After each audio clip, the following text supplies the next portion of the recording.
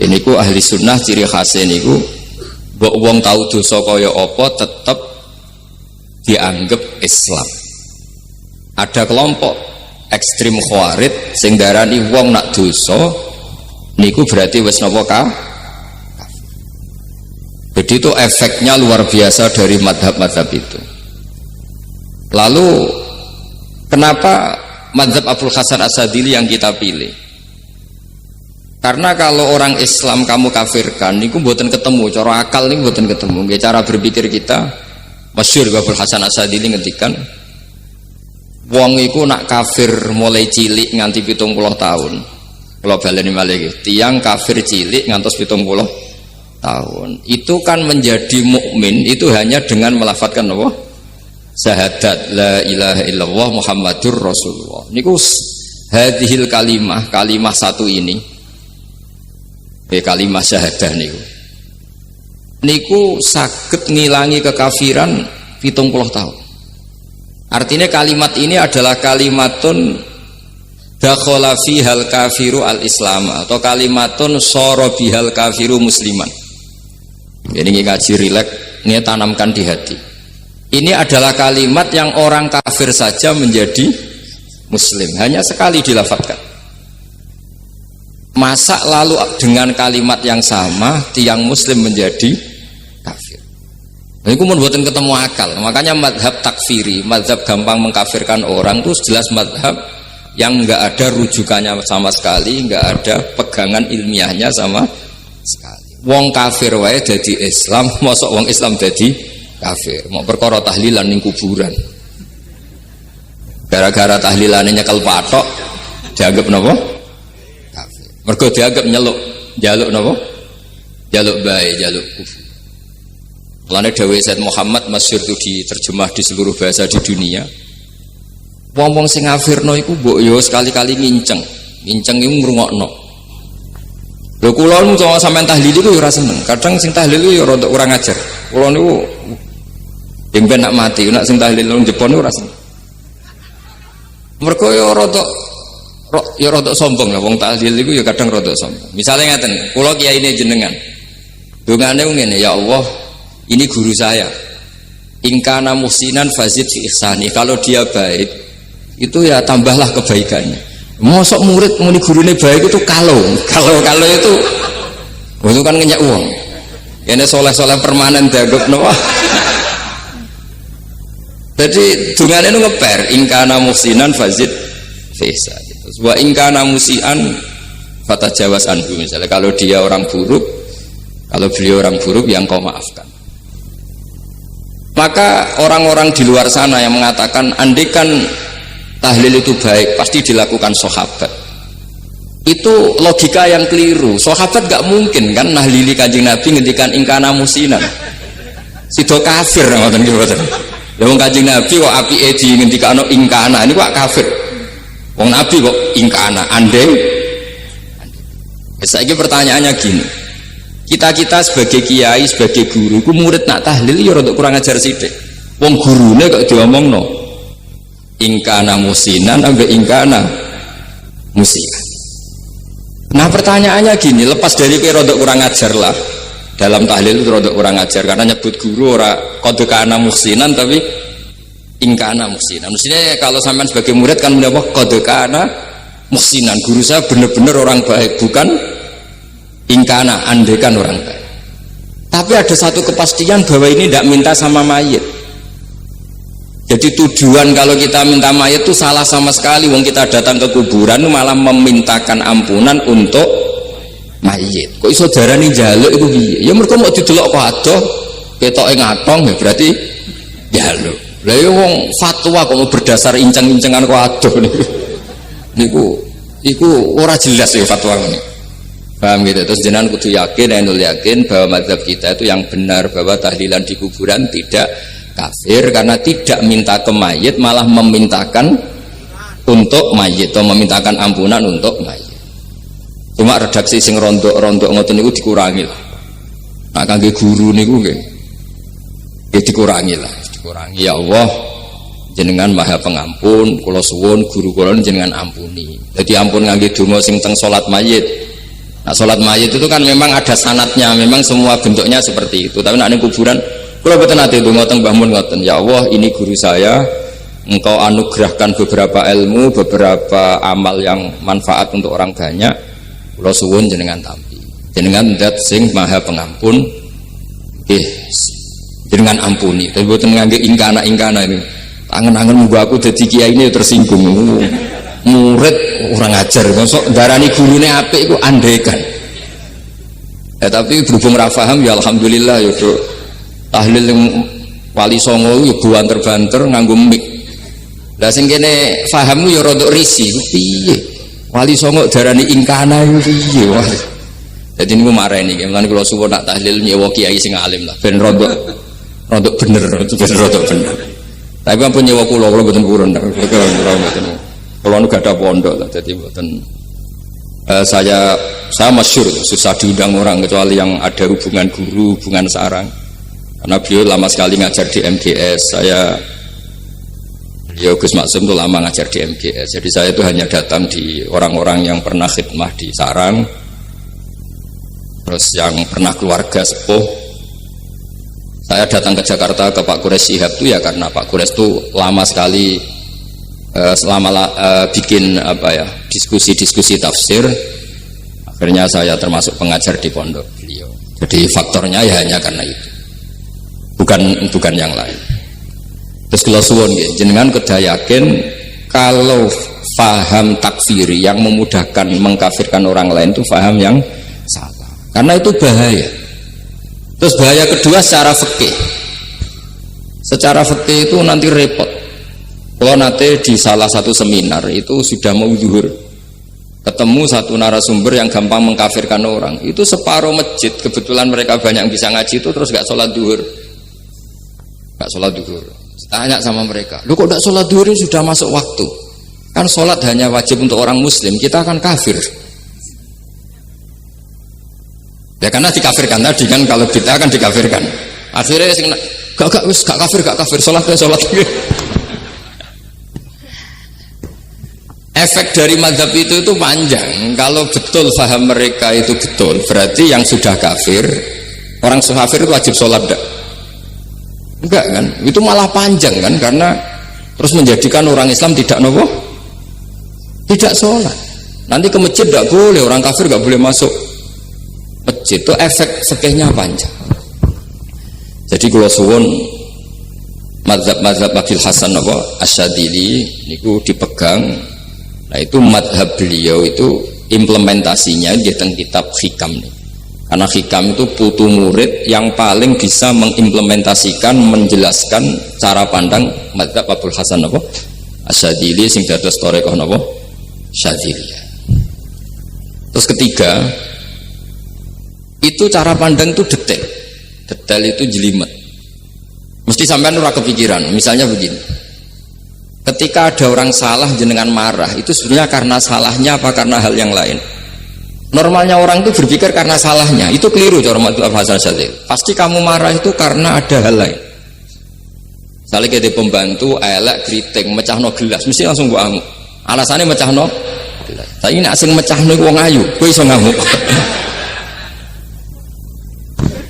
Kowe iso ngamuk wong ayu. Mecahno gelas lah. Kok gelas lemari rasa gelas. Sama. Kamu janjian sama orang, wongnya nyulayani janji, mesti mbok maki-maki. Katanya jam 10 kok udah datang gini-gini. Nah, tapi kalau yang terlambat itu wong sing ngutangi kowe iso ngamuk orang sing ngutangi kowe. Atau sing terlambat itu komandannya, atasan kamu. Atau kiainya. Artinya gini, ketika kamu marah atas nama terlambat itu sebetulnya karena terlambat atau karena hal lain. Nah, maksiat juga gitu. Cara pikirannya Abul Hasan Asyadzili, ketika kowe roh misalnya cawe itu maco naik apa lah ninja atau apa, mesti kowe darani wah siluput suwuk. Tapi nak dikandani, niku putune jenengan. Mesti langsung ya Allah jenengan sepunten. Jadi sebenarnya kita kebencian sama orang lain itu karena kebetulan itu tidak keluarga kita. Coba kalau itu keluarga kita, pasti kita mikir ulang. Kowe gedeng wong ra salat, Mesti sebabnya dua, satu tidak sholat, dua kebetulan itu tidak anak kamu. Kalau itu anak kamu, kamu pasti istighfar berhari-hari untuk dimaafkan Allah, bukan maksudmu. Tapi kalau orang lain gue, pertanyaannya sebetulnya kamu benci itu karena tidak sholatnya apa karena plus dia tidak anak kamu? Nah itu pikirannya Abu Hasan apa? Gue ngamuk itu gelas pecah itu perkara itu pecah gelas apa plus yang pecah elek. Nah itu pecundang kita, itu cara pikiran Abu Hasan. Kita ini pecundang itu nggak fair, kenapa? Betul fair. Nah itu terus beliau diantaranya punya cerita Nabi Ibrahim itu pernah diangkat ke Allah di alam malakut. Di alam malakut kemudian ini ada di kitab Hikam juz 2 halaman 4 yang di bab ini yang saya baca. Ini cerita terakhir nih, bantu pun sampai tak ngaji suwi-suwi ra mesti paham aduk sediluk. Nak sediluk kan dia alasan, kenapa ora paham? Salah Gus Pak ngulangi sediluk. Nah, nak suwi sampean ra paham malah ribet kan? Diulang suwi ra paham goblok tenan berarti kan gitu. Nah, ini untuk menjaga harkat dan martabat niku ngajine sediluk mawon dan takoki malaikat. Kenapa ora paham? Salah Gus Pak ngajine sediluk. Jadi duwe napa? Alibi lah gada napa? Pembelaan. Nabi Ibrahim itu diangkat di alam malakut karena beliau seorang nabi melihat orang maksiat, ditanya sama Allah, ya Allah itu orang-orang maksiat itu makan dari rizkimu, menempati bumimu dan semua fasilitas engkau bikin. Lalu menurut kamu gimana Ibrahim? Ya bunuh saja, matikan saja. Sama Allah dituruti. Melihat lagi ada maksiat yang berbeda, selalu Nabi Ibrahim usul itu dimatikan. Jadi Ibrahim pernah jadi garis keras lagi, keras sekali. Lalu suatu saat Nabi Ibrahim itu disuruh nyembelih Ismail. Disuruh nyembelih apa? Ismail. Bareng disuruh nyembelih Ismail, Nabi Ibrahim tanya, ini anak saya ya Allah, ini samratu fuadi, ini buah hati saya, kenapa engkau nyuruh menyembelih? Cara ngetikane pangeran, apa kamu tidak ingat ketika tak angkat di alam malakut beberapa hambaku kamu usul supaya tak bunuh? Cara Jawane, cara Jepone kuwi ora rasane dadi aku. Aku iku pangeran sing gawe aku enak wae usul-usul kon mateni jare. Saiki gendenan, saiki anakmu sembelih. Rumang sama udah di pangeran gak sayang mbek kawula. Kowe tak dadekno nabi ku kon dakwah ora kon mateni. Nabi Ibrahim nangis. Nah inilah perbandingan bagi kita. Sebenarnya saat kita benci maksiat itu sebetulnya di hati kita itu tidak hanya maksiat, kita ada dak fairnya, plus itu dak orang yang terkait dengan kita. Jika misalnya mau wangkel, misalnya penyanyi sempiye mau wangkel, suatu saat penyanyi ku WA ku, masa gue gelem dadi bojomu, hilang mangkelmu kan? Jadi pecundang, kita ini sebetulnya pecundang. Nah, syukur-syukur memang makom kamu sudah tinggi, memang benar-benar benci karena maksiat, paribasane wayu gelembok rabi tetap mangkel. Tapi saya tidak yakin soleh-soleh seperti ini imannya sampai seperti itu tidak yakin. Dan saya kalau yakin begitu berarti keyakinan salah itu salah dan bodoh itu, karena itu nggak terbukti. Makanya ini kitab baru kalian kitab Hikam, karena ini acara ngaji Hikam kula waos sedikit mawon kula waos ini jawabannya Nabi Ibrahim ketika disuruh nyembelih Ismail tengah halaman 4 juz 2. Allahumma hadza waladi wa samratu fuadi wa ahabbun nasi ilayya fasami aqailan yaqul ama tazkurul lailah allati sa'alta fiha ihlaka abdi awama ta'lamu anni rahimun bi ibadi kama anta syaqiqun bi waladik. Jadi Ibrahim, anak kamu sembelih. Kata Ibrahim, ini nggak mungkin Gusti, ini buah hati saya, kenapa engkau minta ini tak sembelih? Apa kamu tidak ingat pernah mengusulkan saya menghabisi sekian hamba saya? Kalau kamu bisa sayang anak kamu, saya juga sayang hamba-hamba kue nak we. Mikir. Jadi makanya kalau suwon kita ini hidup harus insaf. Nak kira dia duit, itu yo mangkal tenan, loro tenan. Terus bojomu mbok kon sabar pas kue ra ngekeki duit, itu yo ora fair. Wis ben ngamuk. Satu kelihatan cerdas. Memang kondisi nggak punya uang itu harus ditanggapi dengan marah, masa diapresiasi. Pinter mas, gue saya sudah diwong zuhud. Wah, ya ribet kan. Wes jos Mas sampean. Saya kira di dhuwit, sampean wis dadi wong zuhud, wong waroi. Tapi ada mati bareng saiki. Jadi sebetulnya Allah bikin emosi itu andaikan boleh dibahasakan wis dipikir.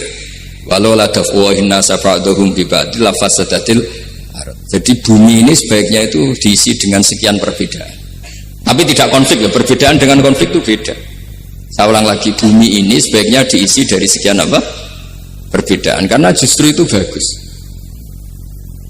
Saya itu berkali-kali bilang, andaikan tidak ada pikiran kedua, ini dunia ini sudah rusak. Harus ada pikiran kedua. Misalnya ono wong kok terlalu apik mbek kanca, mesti bojone sampet. Wong gak men ngopi mbek kancane ra tau ngapi mbek bojone. Tapi kalau ngopi mbek bojone terus, mesti kancane sing sampet.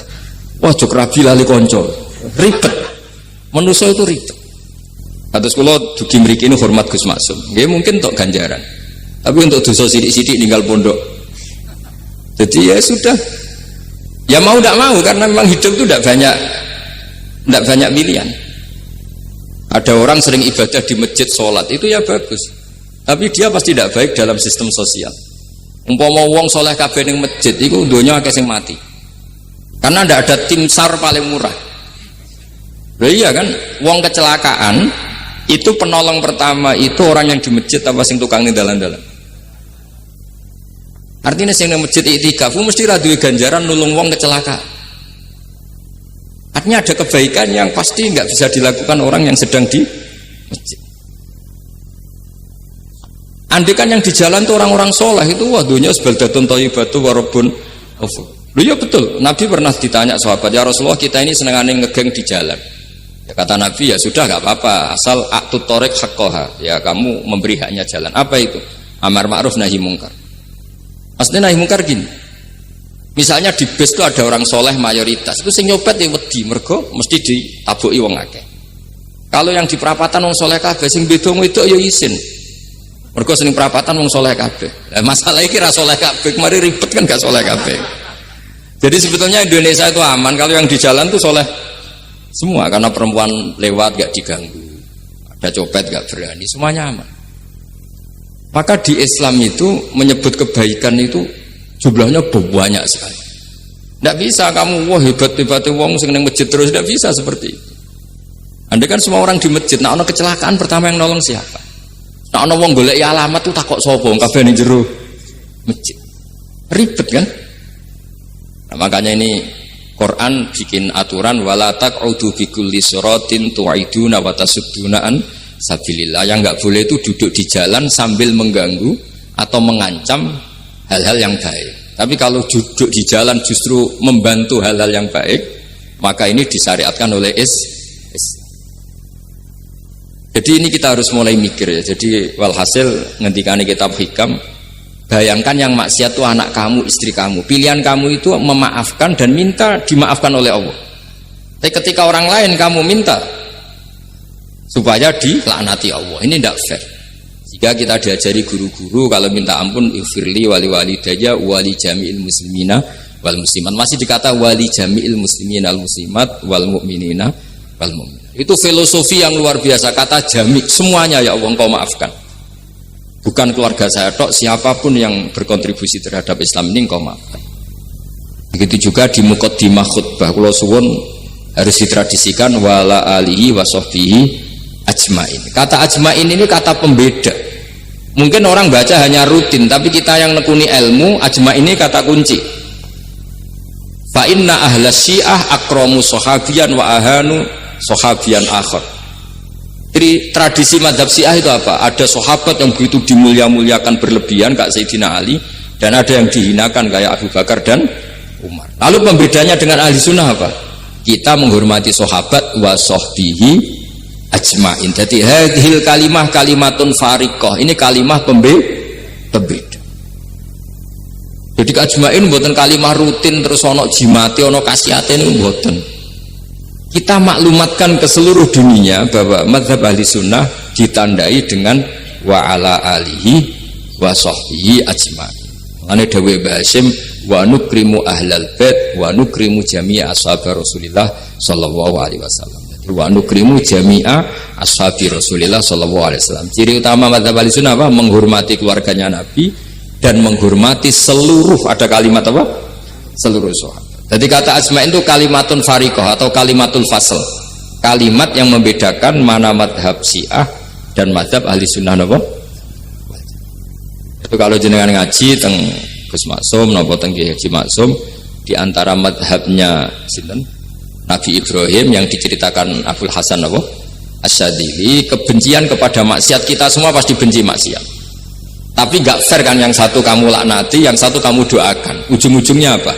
Ada unsur hadun nafsi. Kalau yang terkait dengan jenengan mbok dongakno di sepuro, nah yang gak ada terkait mbok pasutno. Ini kan gak fair, padahal sama-sama apa? Maksiat. Kalau suwun polemik tentang ketentuan gimana hukumnya ziarah kubur, ya hukumnya baik karena mendoakan atau memintakan ampun untuk yang mati, bukan meminta sama yang mati. Udah bisa Muhammad kena arah percaya rukokno wong didelok kok ado pancen yo ngeri kan, patoke diusap-usap bariku ndonga delok kok ado kan iku njaluk kuburan padahal mayite ngeluhe perkara mau. Kadang nek sing kiai ini rapati iso ngaji sampean ingkana wali kok darani napa? Ya Allah, jika mayit ini, andekan mayit ini baik, maka dan andekan tidak, lu cara kowe dadi mayit bocah ora jelas mayit. Nah, makanya ini cobalah kalau sholat jenazah tidak apa-apa doa itu karena sanatnya seperti itu. Kalau doa no guru ya diatur-atur yang baik lah, langsung mawon ya ghafiratunu wal khotiat gini-gini, saya mohon beliau amal baiknya jangan terima, amal buruknya jangan ampuni, karena guru juga manusia tidak nabi. Boten terus apa pakai apa ingkana.